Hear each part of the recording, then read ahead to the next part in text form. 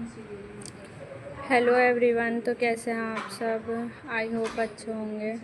आज हम स्टार्ट करेंगे अपना चैप्टर 1 का बी पार्ट। ए पार्ट में हमने देख लिया था रोग निदान की डेफिनेशन और उसका महत्व। अब हम यहाँ पर पढ़ेंगे मॉडर्न पॉइंट ऑफ व्यू से रोग निदान, ठीक है, यानी कि क्लिनिकल डायग्नोस। अब यहाँ पे सबसे पहले पैथोफिजियोलॉजी बताई गई है। पैथोफिजियोलॉजी क्या होती है? जब हमारी बॉडी में कोई डिसीज़ होती है तो उस डिसीज़ के होने पर हमारी बॉडी जो चेंजेस आते हैं हमारी बॉडी में, उसको पैथोफिजियोलॉजी कहते हैं, ठीक है। Pathophysiology is the study of how normal physiological process are altered in the presence of disease और injury.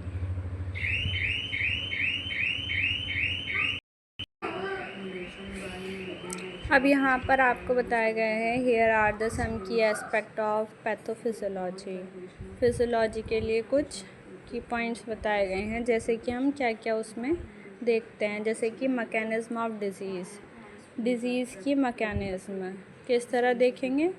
Pathophysiology aim to uncover the specific changes that occurs at the cellular tissue and organ level, यानी कि जो भी disease होने पर हमारी body में cellular level पर, टिश्यू लेवल पर और ऑर्गन लेवल पर जो भी चेंजेस आते हैं वो हम किसके अंदर पढ़ते हैं? मैकेनिज़्म ऑफ डिज़ीज़ के अंदर। इसके बाद आता है एटियोलॉजी पैथोफिजियोलॉजी। यहाँ पे हम पढ़ते हैं जैसे कि कोई डिज़ीज़ हुई है, उसका वो कहाँ से शुरू हुई है और उसका कारण क्या है।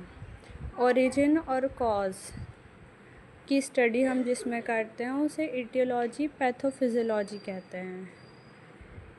जैसे कि ओरिजिन हम पढ़ते हैं वो कहाँ से शुरू हो रही है, वो जेनेटिक फैक्टर की वजह से तो नहीं है, इन्फेक्शियस तो नहीं है, इन्वायरमेंटल फैक्टर की वजह से तो नहीं है, या आपने कोई लाइफस्टाइल चेंज किया है उसकी वजह से, या अदर और भी कुछ रीज़न्स हो सकते हैं। अब यहाँ पर देखते हैं पैथोजेनेसिस। पैथोजेनेसिस क्या होता है? This aspect develops into the sequence of events that leads to the development of a disease. It means के जो भी हमारी डिसीज़ है वो कितनी स्टेज तक प्रोग्रेशन उसका हो चुका है, ये हम पैथोजेनेसिस में देखते हैं। It helps in the identifying the stages of disease progression and how they relate to clinical symptoms, और हम फिर उसको रिलेट करते हैं क्लिनिकल सिम्टम्स से। इसके बाद आगे बढ़ते हैं।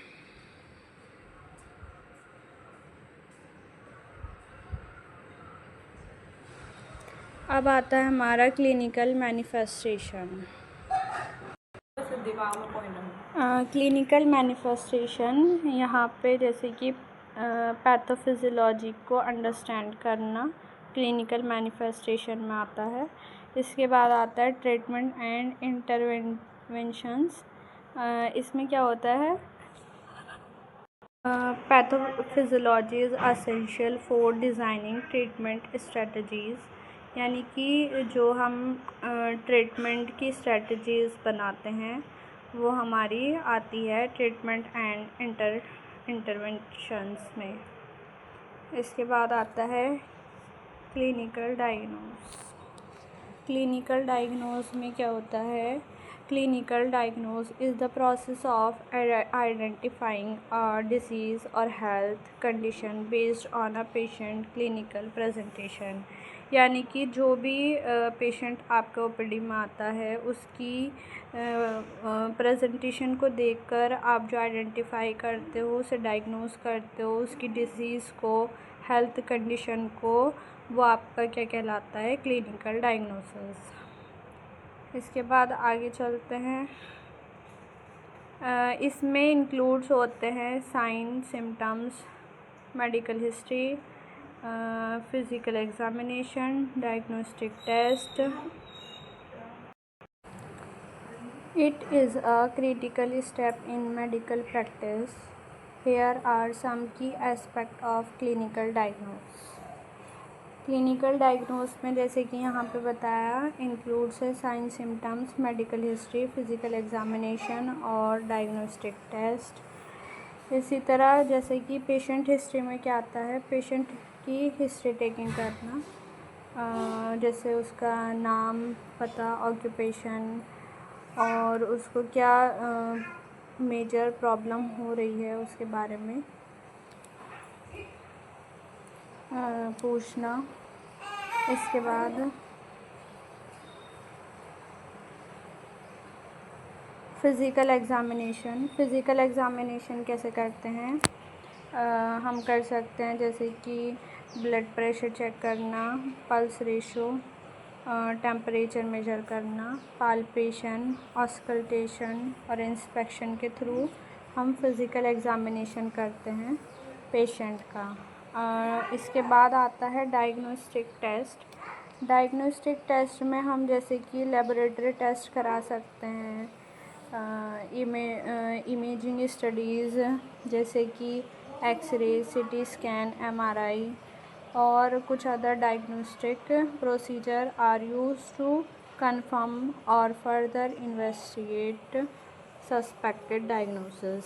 ये सब करा के हम डिसीज़ का मेन कॉज पता लगा सकते हैं। इसके बाद आता है हमारा आगे differential diagnosis. Clinical diagnosis often involves considering multiple potential diagnosis. Healthcare provides create a list of possible conditions, differential diagnosis, and systematically rule them out through clinical evaluation and diagnostic tests until the most likely diagnosis remain. इसका क्या means है, जैसे कि हमें जो sign symptoms मिले हैं वो कुछ डिसीज़ के कॉमन होते हैं जैसे, तो उसमें से हमें डायग्नोस्टिक टेस्ट करा के फ़िज़िकल एग्ज़ामिनेशन के थ्रू हमें कंफर्म करना होता है कि मेन कॉज क्या है। ये हमारा डिफरेंशियल डायग्नोसिस में आता है। इसके बाद आता है डायग्नोसिस कन्फर्मेशन में वही आता है जो बताया अभी, डिफरेंशियल डायग्नोसिस, यानी कि कुछ डिजीज़, कॉमन डिजीज़ के सिम्टम्स होते हैं तो उनको कंफर्म करना कि मेन जो डिज़ीज़ है वो कौन सी हो सकती है, वो डायग्नोस्टिक कन्फर्मेशन में आती है। ठीक है। इसके बाद आता है ट्रीटमेंट प्लानिंग। ये सब डायग्नोस करके हमें ट्रीटमेंट प्लानिंग करनी होती है। After making a clinical diagnosis, health care professionals formulate a treatment plan. This plan में involves medication, surgery, lifestyle changes. आप जो भी ये डायग्नोस है इसके बाद हमें ट्रीटमेंट प्लानिंग करनी होती है। ट्रीटमेंट प्लानिंग आपकी, अगर कोई आपका लाइक सर्जरी की ज़रूरत है तो सर्जरी करते हैं, या लाइफस्टाइल की चेंज करने की ज़रूरत है तो वो रिकमेंड करते हैं, या फिर कोई फिज़िकल थेरेपी की नीड है तो वो रिकमेंड करते हैं। तो ये सब ठीक है। यहाँ आपका ये कंप्लीट हो गया। ये पढ़ लेना आप, थोड़ा थ्योरी का लिखा हुआ है। आपको जो है ये 5 मार्क्स में आपको ये टॉपिक प्रिपेयर करना है। 5 मार्क्स के लिए आ जाता है। आपको पहले जैसे कि रोग की डेफिनेशन और महत्व आपको याद करना है और उसके श्लोक भी याद करने हैं। इसके बाद आपको मॉडर्न पॉइंट ऑफ व्यू से आपको थोड़े थोड़े पॉइंट्स लिखने हैं, जैसे कि डायग्नोस में बताया पेशेंट को कैसे डायग्नोस किया जाता है, फ़िज़िकल एग्ज़ामिनेशन। आपको ज़्यादा नहीं लिखना, आप अगर थोड़ा थोड़ा भी इसे डिफ़ाइन कर देंगे, एक्सप्लेन कर देंगे तो आपको अच्छे मार्क्स मिल सकते हैं। और इसके नोट्स के लिए हमारे टेलीग्राम चैनल को ज्वाइन कर लो और हमारे चैनल को सब्सक्राइब कर लो।